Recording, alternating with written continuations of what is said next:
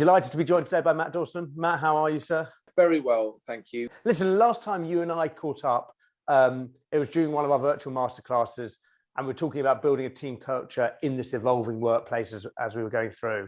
And one of the things you mentioned was that adversity forced teams to change at a speed, kind of an unprecedented speed. From your perspective, how has teamwork now changed, and what have we learned over the course of the pandemic, and where are we? Are we still evolving, or do you think we've got to a better place? What I'm seeing that I can relate to from sort of my rugby past is actually now specific places are for collaboration. You know, I go back to my rugby days, and you were in meeting rooms for specific reasons to maybe come up with new moves, check out what the opposition are up to, what went well in training, what went well in the games. Innovation, all those bits and pieces where you need to be together to get things done. I'm seeing that in the workplace a lot, even to the point where businesses are now changing their strategy as to where they want their people. It is quite easy now to be able to buy a block and say, right, these offices are for our team get-togethers, our marketing, our C-suite engagement. We need to use these buildings properly, opposed to, you know what? Well, this administration, you can do at home.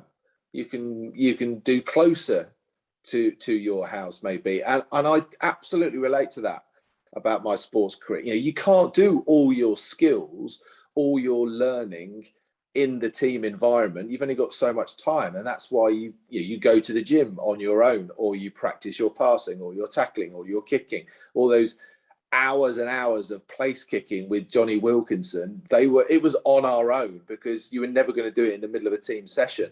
So I'm now starting to see all of these similarities as to how and where teams are collaborating, and teams are being taught how to work on their own in a much more appropriate manner.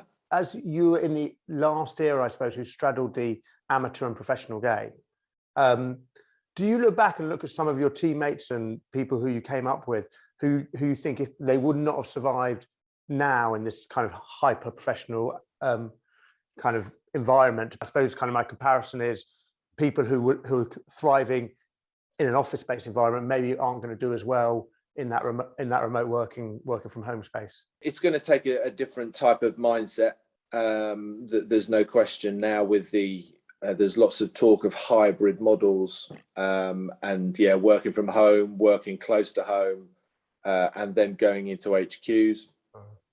Do you know what? I mean, there's no question that there are certain individuals from my era that would never have had the CV in the modern era. I probably put myself as one of those players as well.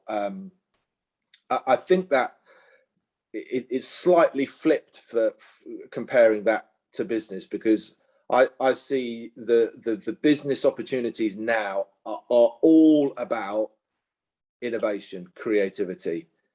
We have all got an incredible platform, whatever platform you want to pick. But we all have an amazing platform to show off why we are different than everybody else. Whether it's in your CV or when you get the job, you have an opportunity for your potential employer or your current employer to stand up and go, wow, I mean, you're setting yourself apart there. Love what you're doing.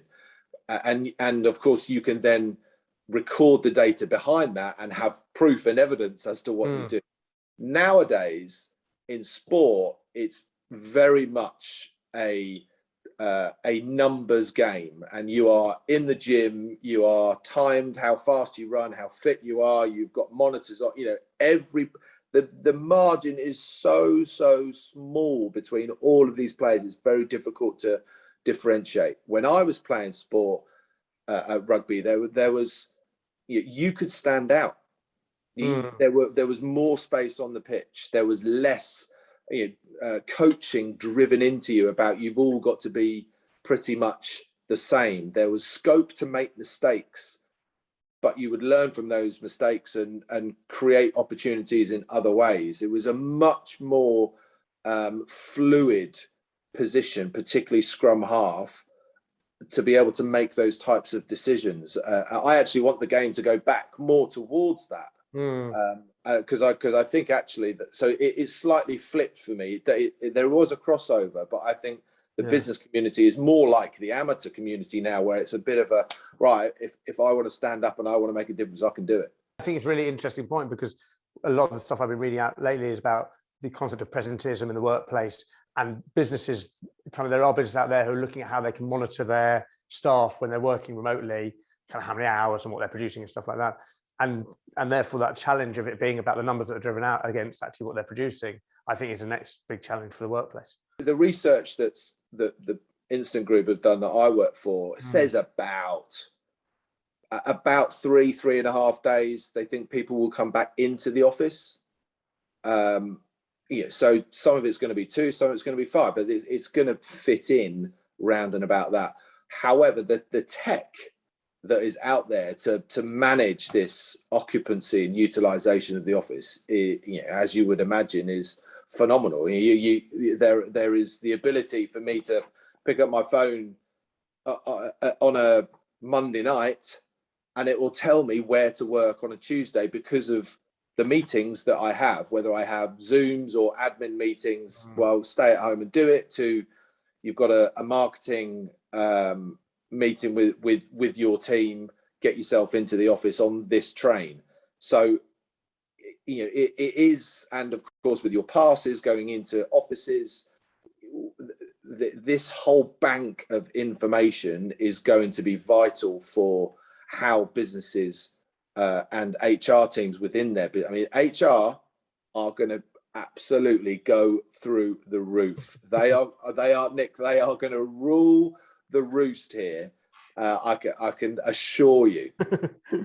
So talking a bit about Matt Dawson himself now, obviously kind of rugby player, media personality, kind of business person. What's next for you? What's your motivation, and what are you looking forward to?